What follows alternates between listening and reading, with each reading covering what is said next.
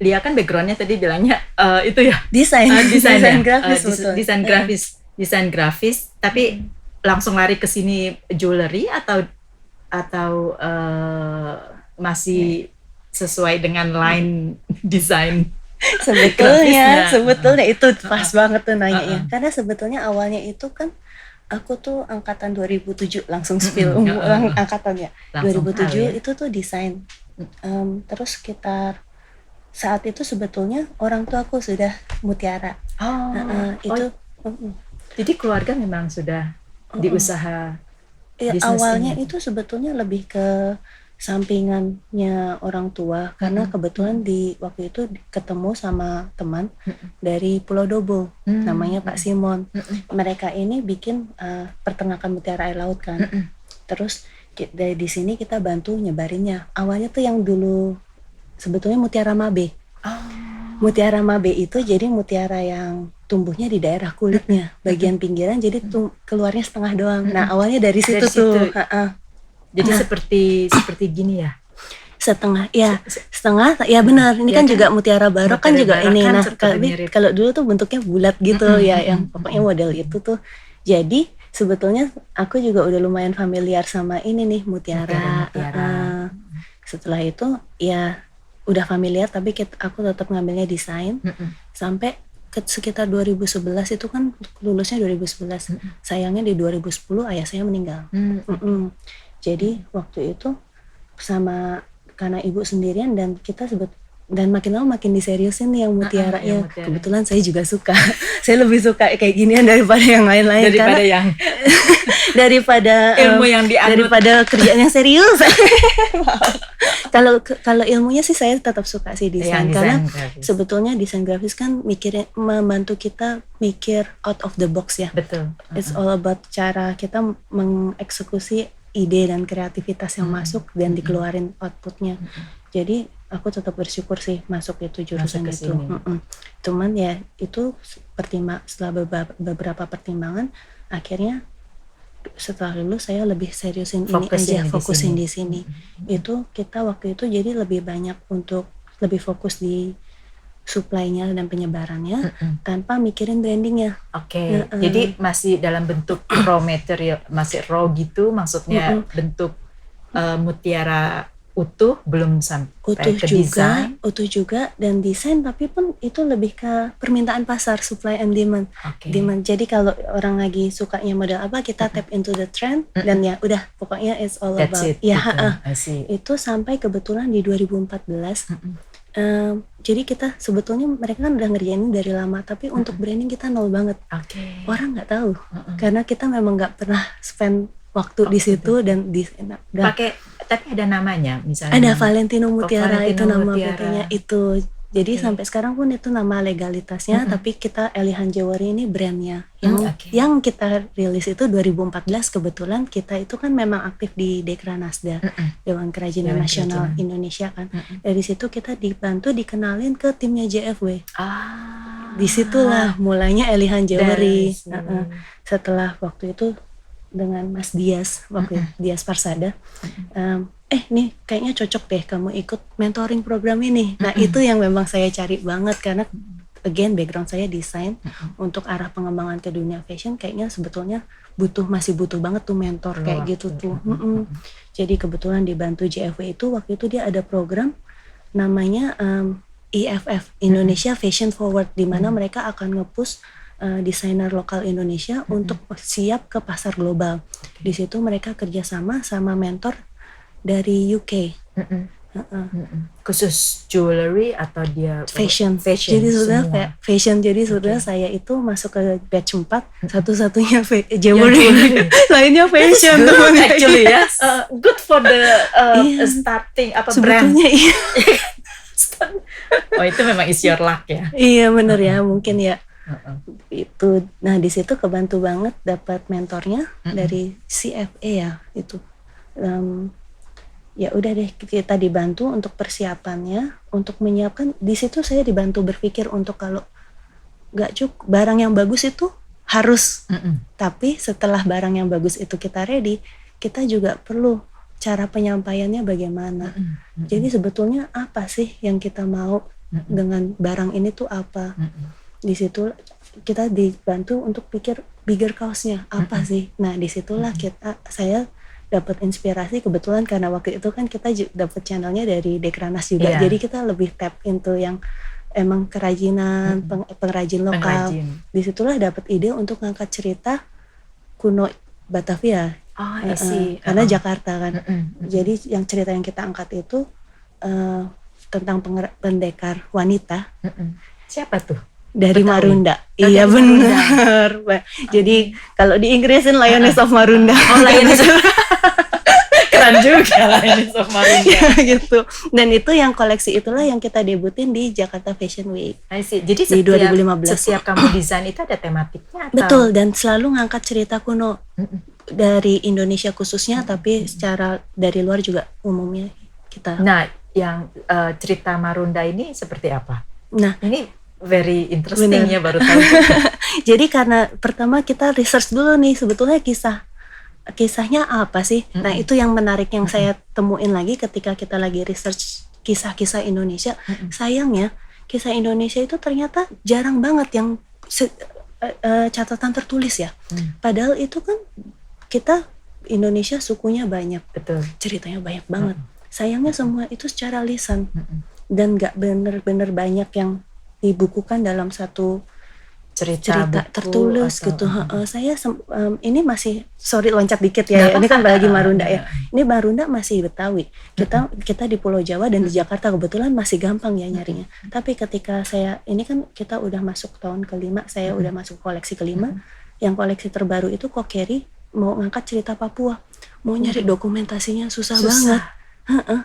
Apalagi kalau kita rada resource terbatas, wah rada menarik tuh nyarinya. Itu yang awal-awal kita bicara bahwa mencari informasi tentang siapa Lia, ya kan, dan jewelry atau cerita-cerita yang lainnya di wiki misalnya itu kan semua orang-orang kita tuh minimalis banget.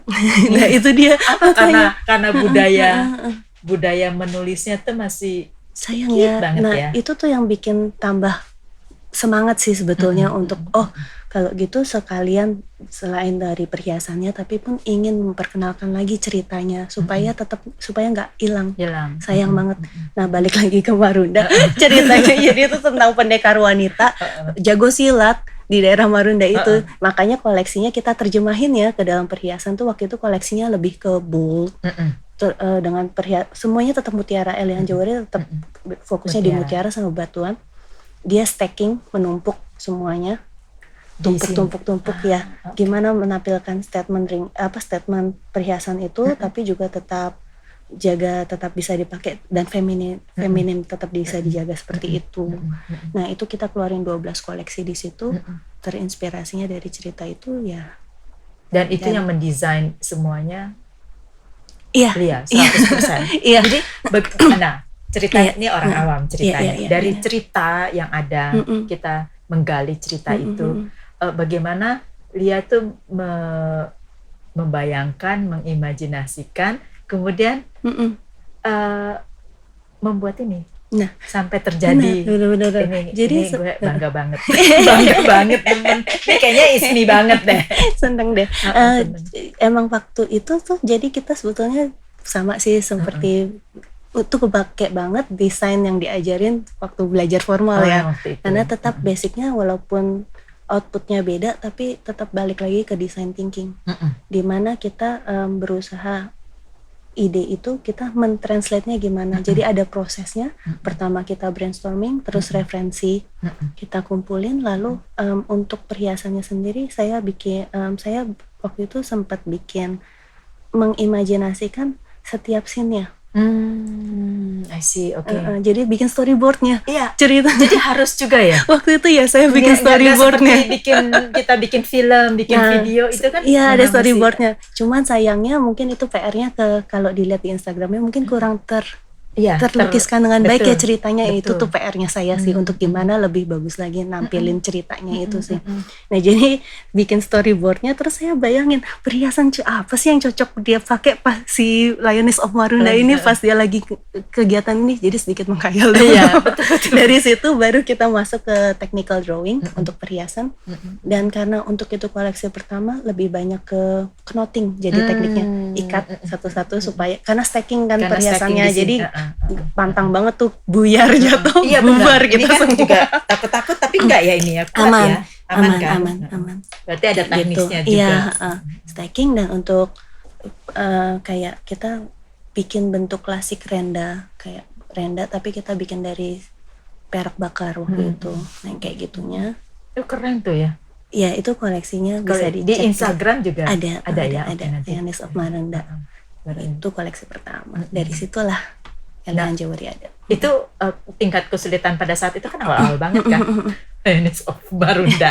Kemudian sekarang udah yang kelima, cerita yang kelima. Iya. Semakin kemari ke satu, kedua, ketiga, keempat, kelima, itu tingkat kesulitannya sama aja. Akan tetapi pencarian informasinya lebih mudah atau tingkat kesulitannya juga lebih susah. Untuk yang koleksi kedua itu saya masih main aman jujur aja. Masih ceritanya tentang kehidupan urban di Jakarta. SOL. Jadi kita di situ saya koleksinya lebih ke main garis, makin tap in itu yang kontemporer. Sebetulnya ini lucu, mungkin kalau beberapa brand lain mungkin dari awal tuh memang sudah jelas tuh arahnya gimana ininya. Cuman untuk Elihan sendiri sebetulnya kenapa saya kayak sebetulnya ada keterikatan emosional di sini, karena ini termasuk perjalanan saya berkembang sebagai seorang desainer itu sendiri. Karena tetap fokus bahannya mutiara, tapi untuk desain dan stacking itu DNA-nya yang kita nggak bisa ganti, tapi untuk eksplorasinya sebetulnya saya cukup banyak eksplorasi. Seperti yang soal ini makanya lebih kayak lain yang simple begini. Nah itu tuh lebih yang ke masih body jewelry yang benar-benar lainnya gede. Nah kemudian skip dikit langsung ke yang koleksi selanjutnya, itu yang tentang dewi-dewi kuno di Indonesia. Itu bukan dewi yang cuma di Pulau Jawa tapi secara keseluruhan. Konsepnya adalah kita tetap 12 koleksi untuk waktu itu untuk tetap debutnya setiap JFW, jadi kita ngeluarinnya thematic collection. Nah itu tuh dalam setiap bulan itu kan ada bunga, jadi kita cocokin dengan bunga tiap bird flower. Itu kita cocokin dengan sifat dewi-dewinya itu, yang jadi koleksinya tentang dewi-dewi itu. Ide-ide seperti itu biasanya dia dapat dari mana? Bahwa yang kedua ini mau dewi, yang ketiga ini mau dewi-dewi, nanti yang keempat tuh biasa ide itu dapat dari mana? Permenungannya, bahasa Indonesianya bagus banget ya, permenungan, padahal biasa kalau permenungan toilet ya.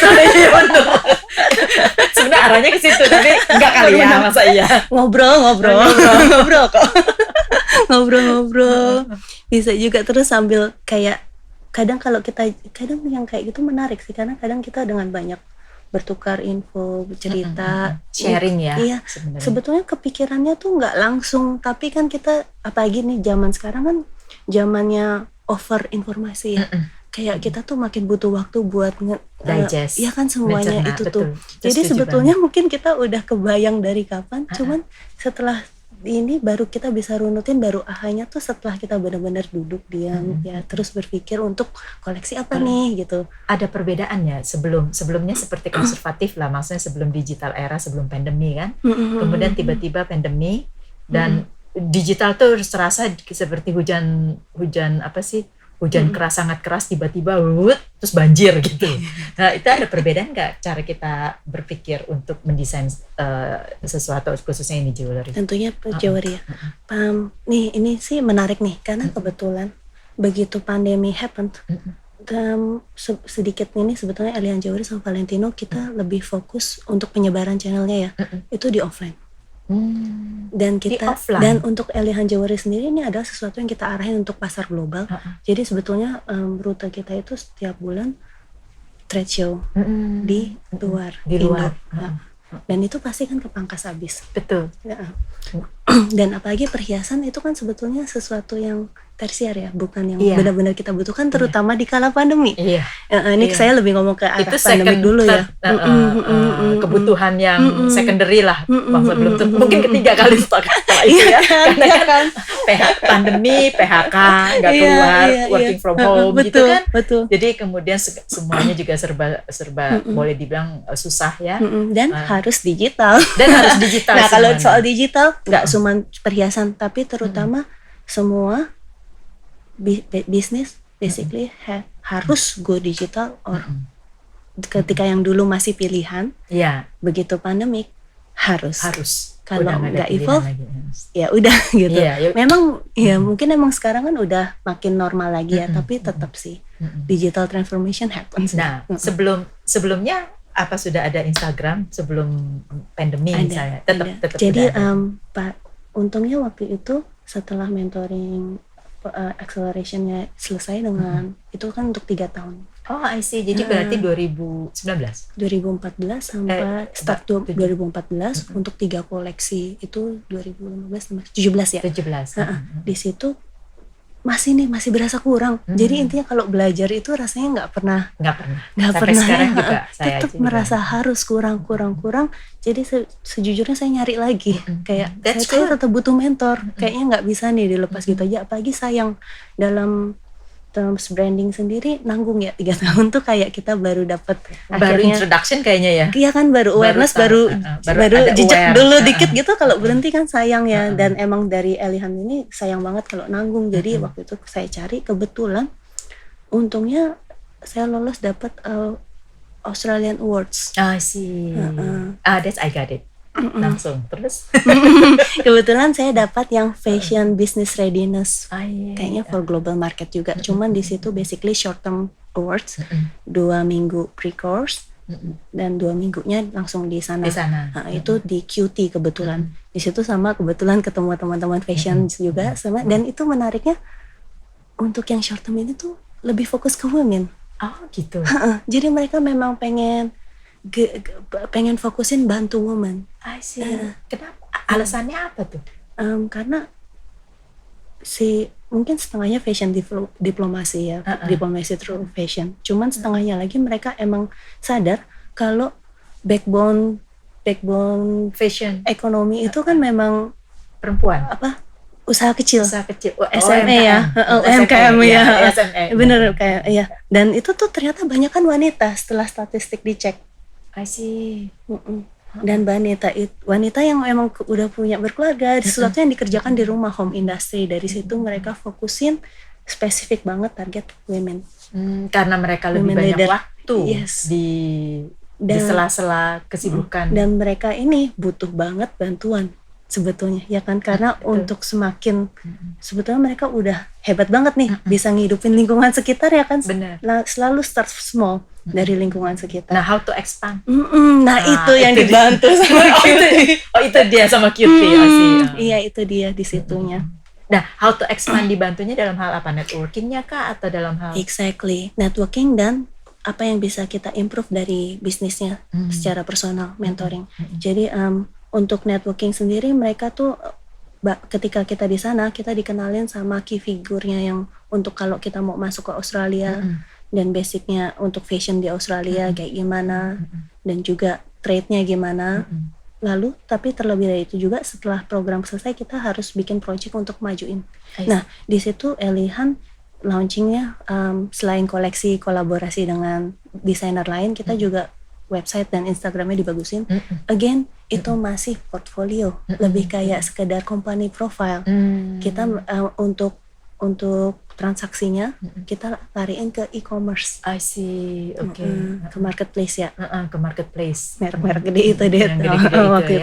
Yang waktu itu yang kita cari yang bisa tetap shipping keluar. Tapi it works well. Nah itu dia, kita tetap fokus di offline. Jadi dari tempat lokasi ke lokasi, pameran ke pameran, exhibition gitu. Karena online sekedar ada. Karena waktu itu belum pandemi. Iya betul banget. Dan jujur kita tuh timnya kecil, jadi kayak kita harus milih. Nggak bisa kita expand ke itu, kayak waktunya sudah habis. Akhirnya fokus di sini. Itu. Dan memang sih kalau jewelry gini kan arahnya juga ke wanita, pasti ya. cenderungnya tuh pengen lihat terus pengen touch. Ini bagus loh, bener keren nih desainnya gitu kan. Tapi sekarang is totally different ya. Iya, apalagi saya cerita saya suka ngerjain ini karena saya suka ketemu orang juga kan. Sekarang menyikapinya bagaimana? Pas pandemi. Jadi ketika pandemi itu terjadi itu go personal dikit ya. Ya karena emang sebetulnya kalau dari Elihan Jewarinya sendiri struggling pasti. Pasti banget. There's nobody yang nggak struggling during setahun pertama ya. Benar-benar itu benar-benar oleh. How you feel, how you make you apa sih? Ini gue terusin gak sih? Atau that's it lah, gue tidur aja gitu. Betul. Karena waktu trade show hilang total, kita cuman pertahanin yang udah ada aja, yaitu di Dep Store. Waktu itu kita ada di 5. Tapi Dep Store-nya bukannya tutup. Makanya kita ada di 5 Dep Store. Kita pertahanin. Dan itu kan masih jalan terus dong overhead-nya berarti, karena kita masih buka channelnya. Yaitu terus saya ini kerjain ini tuh sebetulnya bukan yang ada investor modal gede segala macam, enggak. Ini personal. Iya, sendiri sama ibu saya dengan berdua aja. Santai aja dengan yang emang kita juga bukan yang modal banyak banget, enggak, tapi rolling lah ya. Iya, berjalan pelan-pelan sambil gitu sambil running. Dan sebagai wanita ketika saya waktu itu kebetulan masuk usia 30-an. Ya 30 ke 31. Di situ tuh saya orangnya That's tuh prime year loh. Nah, itu tuh sebetulnya ini kan berarti kalau kasarannya saya ngerjain dari 20 sampai 30 itu sebetulnya semuanya fokus lebih ke belajar karena saya senang belajar, saya senang exploring desainnya, exploring ketemu orang during trade show and berkembang step up dari situ. YOLO. Ya.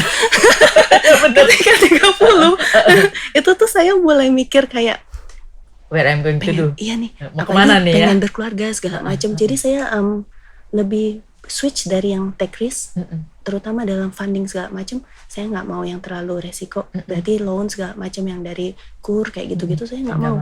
Saya cut di situ gimana saya bisa kelarin supaya usaha ini lari ganti gaya, ganti stylenya untuk yang.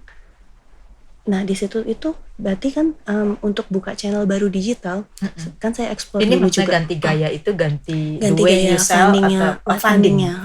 Harus.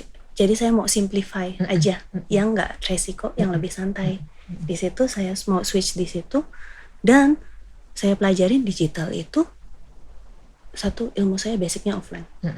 Untuk go digital nggak bisa kita sebulan 2 bulan langsung expect result, terutama dengan produk seperti ini, tersier. Dan itu pandemi, nggak nyambung, kayak nggak ada impactnya gitu. Kayak saya aja nggak fokus gitu mau ngerjain gitu, ngapain gitu loh. Nah kebetulan background saya kan memang desain, dan sebetulnya selain running Elihan ini saya masih tetap bekerja sama teman-teman saya untuk beberapa klien saya yang emang saya selama freelance ini terus kontak, terus jalan. Ini tuh biasanya sesama usaha yang in-house ya bisa dibilang ya. Jadi kayak mereka sebetulnya kebutuhannya nggak banyak. Jadi sebetulnya kalau mereka punya in-house designer kurang, cuman tetap butuh aja. Gitu jadi ya. Itu, dan itu pun saya bukan yang promote gila-gilaan. Dan itu lebih ke yang udah biasa continue aja. Di situ terus lucunya banyak banget yang minta untuk digital, go digital. Kebetulan saya mikir, lah saya juga ini kan masih mau belajar lagi. Dan saya nggak, dan pas umur 30 itu sesuatu yang saya sadar cuman yang kita bisa lakuin sendiri itu terbatas. Dan ini posisi saya waktu 30 itu 30 itu pada saat pandemi. Kayaknya 3 itu 2020 wait a minute. 2020 kan kita pandemi. Ini 21, 22. Ini 21. Ini masuk mungkin 30 ke 31. Iya. 30 ke 31. Iya. Berarti 2019. 19-an ya. 2019 ya, akhir. Saya November soalnya. November kan. Jadi bener. 2019 akhir itu outbreak di China. Outbreak, tapi kan kita masih pikir nggak efek gitu kan. Nah, udah deg-degan tuh sebetulnya. Waktu itu kita ada ke schedule ke Hong Kong Jewelry di Januari, bener aja langsung cancel Januari. Karena Februari akhir kalau nggak salah, awal Maret itu langsung di-announce sama Bapak kita Maret bahwa lockdown gitu loh. Begitu di Januari cancel, wah saya langsung mikir digital. Di Maret klien-klien hubungin banyak yang mau go digital. Saya merasa kalau Elihan go digital kayaknya butuh waktu karena saya basicnya kurang digital, saya masih merasa kurang satu, dan again berapa lama bertahannya. Jadi saya karena demandnya untuk yang desain website segala macam online presence yang meningkat, saya join sama teman-teman saya lagi, dan waktu itu sebetulnya kebetulan ada yang hubungin saya dari LinkedIn. Kayak gitu, kenapa saya mesti aktifin LinkedIn ya.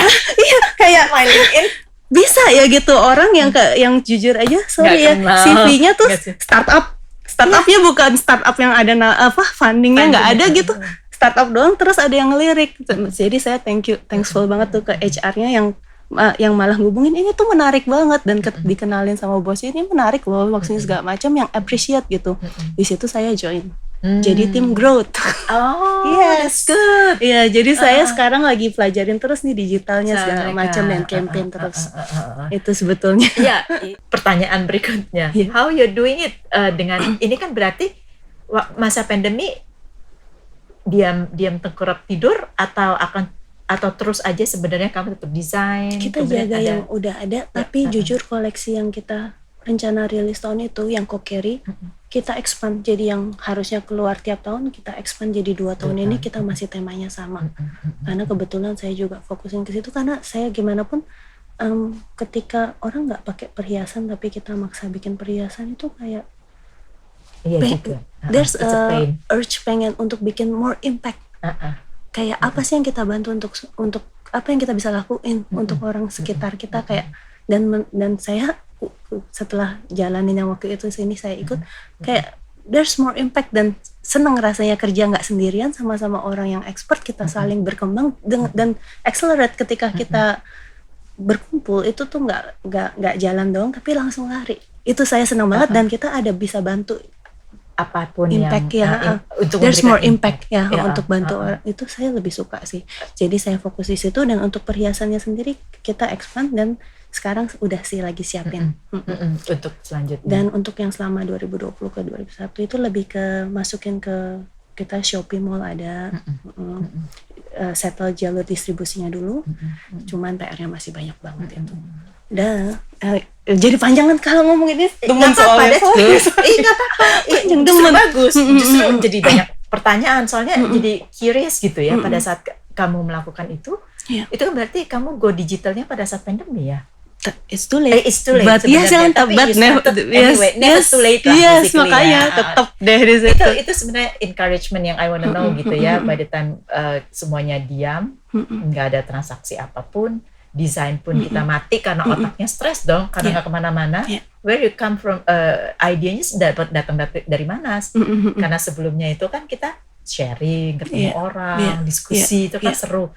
Pada saat digital kan kita diam di kamar, nggak ngapa-ngapain. Mungkin lipstick kita sampai sekarang masih ada tuh yang 2 tahun yang lalu. Bener, saya tuh langsung, saya nggak pernah jerawatan, saya outbreak keluar semua gara-gara kenapa ini bingung kenapa ternyata udah expired.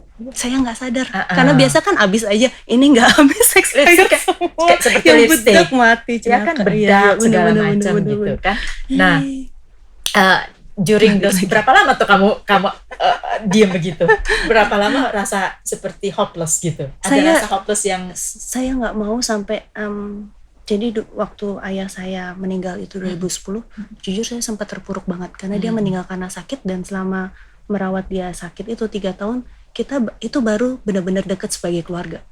Kayak karena spend quality time bareng, kayak yang tadi kita omongin bener. Biasa cuman ketemu hai apa segala macam ngomong. Itu tuh kondisi sebelum itu saya ngomong sama ayah saya masih kaku.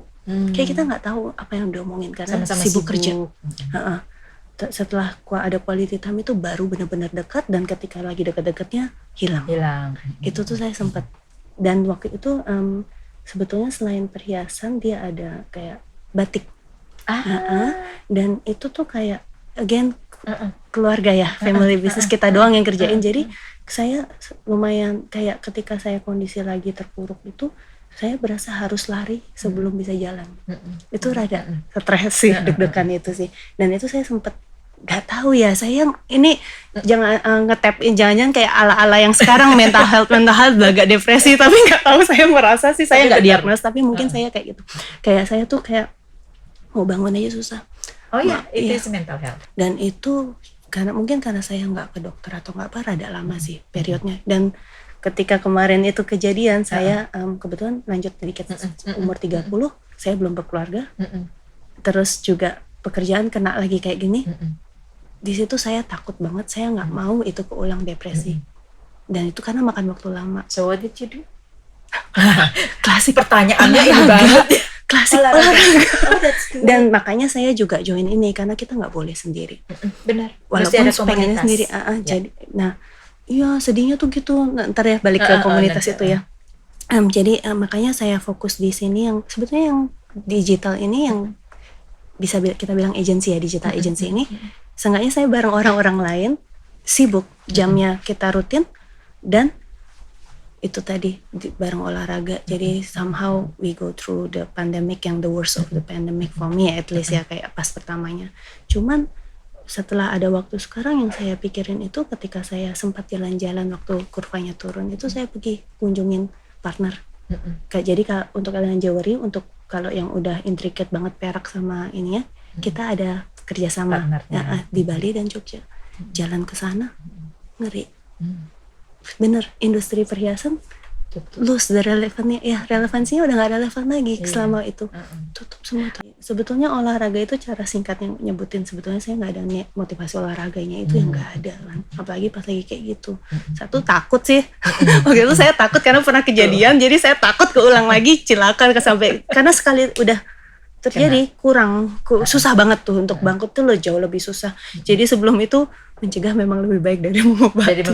Betul. Itu setuju banget. Dan takut itu motivasi yang kuat. Tapi desain ini apakah itu menjadi salah satu obat sih? Cure banget, karena ini sebetulnya untuk outputnya saya kayak gitu. Jadi kehilangan kesempatan untuk mewujudkan itu sebetulnya cukup sedih juga. Nah dari situ, tapi kan kebetulan kita juga udah ada koleksi yang kokeri itu.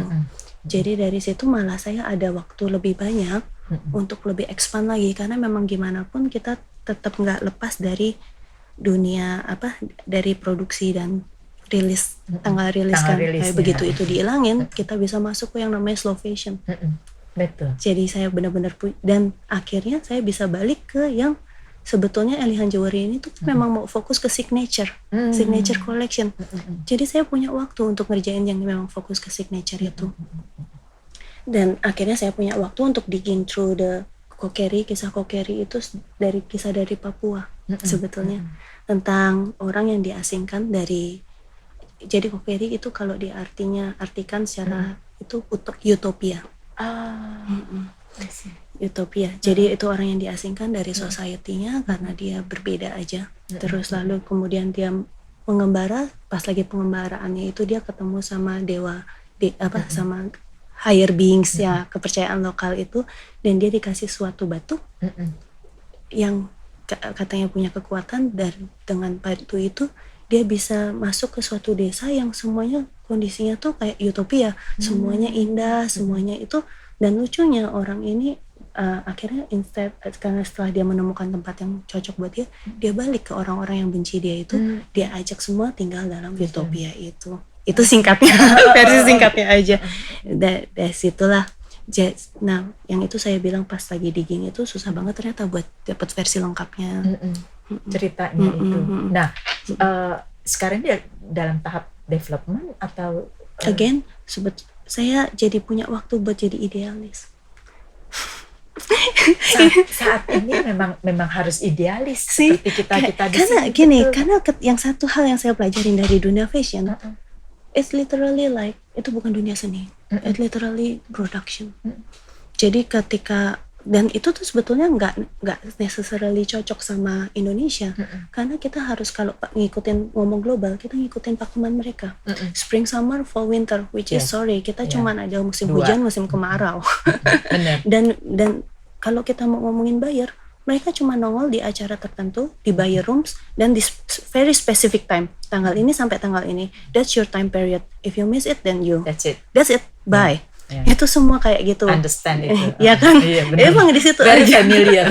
Jadi walaupun ngomong we're talking about segala macam, it's more like time. Jadi ketika ini nggak ada kayak gituan, akhirnya beneran bisa ngerasain yang slow movement, slow fashion. Tapi again dapat waktu itu, jadi bener-bener bisa explore. Tapi itu seperti berkat gitu ya, seperti grateful that we have this slow motion untuk apa ya, kalau kita ngomong kontemplasi gitu. Tapi berubah sih, saya jadi lebih idealis sebetulnya, kayak kita dapat kesempatan untuk bukan partisipasi sih, tapi untuk dicek lah, mungkin kayak curated ya, untuk partisipasi di Dubai Expo Maret ini, dan sebetulnya untuk again digital JFW. But again saya kayak sekali ini saya pengen coba benar-benar koleksinya sampai jadi dulu, baru saya mau tampilin. Maret tahun 2022 ini. Iya, 2022, sorry salah tanggal. 2022 harusnya Dubai, cuman I miss that. Oh, you miss that? Iya, miss that. Tapi itu setiap tahun atau? Kalau Dubai Expo itu, ini tuh Dubai Expo itu kayak World Expo yang mereka rencanain 2020 setahu saya, cuman karena pandemik ditunda. Yang Dubai bikin venue gede banget itu untuk semua all over the world itu. But nggak perlu ini sih, kalau yang emang berminat kayak gini tuh mereka tetap pergi kok, kontingen Indonesia tetap jalan. Ada beberapa kawan-kawan sesama. So you miss that, maksudnya untuk miss that just for to make this collection sesuai yang aku pengen. Jadi santai aja deh. Santai aja, benar. Make the product first, make the design first. Nanti kalau udah keluar nongol, udah keluar gitu baru. Nah, ini jadi ada apa sih? Ada something yang ada surprise lah ya, basically ya, kayak gitu ya. Dan ini related sama tadi tanya soal gimana caranya bisa dapat momentumnya lagi. Saya stop expect ke diri sendiri, menekan diri sendiri, dikurangin. Karena saya jenisnya orang yang udah ngeplot. Ini begini. Nggak susah, cuman udah ada plotnya aja. Terus ketika ini meleset itu yang bikin saya stres sendiri mungkin. It's what happened in this segala macam. Cuman ketika itu saya, ini makanya again caranya gimana, orang beda-beda. Ini cuma dalam kasus saya. Saya orangnya jenisnya yang walaupun YOLO tetap itu ada, itu dari 20 ke 30. Jadi di usia 30 itu saya ketika nggak kena target-targetnya, saya kecewa. Nah, cara mengatasinya akhirnya saya belajar lagi pelan-pelan untuk in the moment-nya. Ternyata balik lagi ke YOLO. Cuman every second, ya udah jalanin, live in the present. Yang udah lewat sudah terjadi, hari ini yang kita bisa lakuin lebih baik dari kemarin, itu sudah cukup. That's a good thing loh. Presence, just to presence. Is there anybody help you? Secara moral, secara psikologi, secara because you know, orang kita kalau bicara mengenai stressful itu kan pasti penasaran aja gitu. Are you doing it yourself gitu ya, atau ada somebody yang helping you, atau tool atau apa gitu? Saya mungkin mau jawab ini kita skip bagian family, friends dan orang terdekat ya. Karena sebetulnya saya orangnya termasuk tertutup. Apalagi ketemu teman jarang. Saya pengennya ketemu happy, karena kan sedih ya kalau mereka ikut sedih gara-gara kita sedih, kadang-kadang gitu. Walaupun saya tetap curhat sih ke mereka. Cuman yang benar-benar saya ceritain apa adanya, basically orang yang sebetulnya saya nggak pernah ketemu. Saya I joined like meditation, so we again coach, tetap learningnya. Jadi kayak lebih ke body sih daripada beneran coaching, lebih ke body ya. Meditation body, kita jadi sama-sama mau meditation segala macam. Dan ternyata meditasi yang maksudnya kalau ada temannya itu lebih kayak kita share progress kita, dan itu cukup ngebantu loh. Mungkin rada pindah ke arah hipnotis kali ya, soal olahraga itu saya masih kagum sama diri saya. Saya bisa olahraga tuh gila banget tuh. I'm fully aware of that. Iya, itu tuh ngebantu. I'm fully aware of that. Ini very interesting, ini the last one. Gue udah gak nanya-nanya lagi, tapi ini is very interesting gitu. Karena dari tadi ini catching my ini terus. Kalau dilihat tuh lebih ke, gak tahu ya, my eyes maybe ke Indonesia. Iya, karena kan kita tahu bentuk stupanya pura exactly. Kayak gitu, yang biasa segala macam. Jadi kalau dari tadi ngeliat ini udah inget nih Borobudur gitu loh. Inget ya, temple-temple. Ya, flower arrangement juga selalu begini bentuknya. Bali. Ya, Bali. Cepet sekali ya kita ya. Bener tapi amazed nih, kagum soalnya emang iya. Seleranya bagus, nangkepnya cepet. Thank you. Bener lagi, iya tapi bener. Bener kan? Terus kalau kayak gini nih, the one that I wear it gitu kan, ini juga ini gitu. Karena kontemporer banget sih ya, apa konservatif.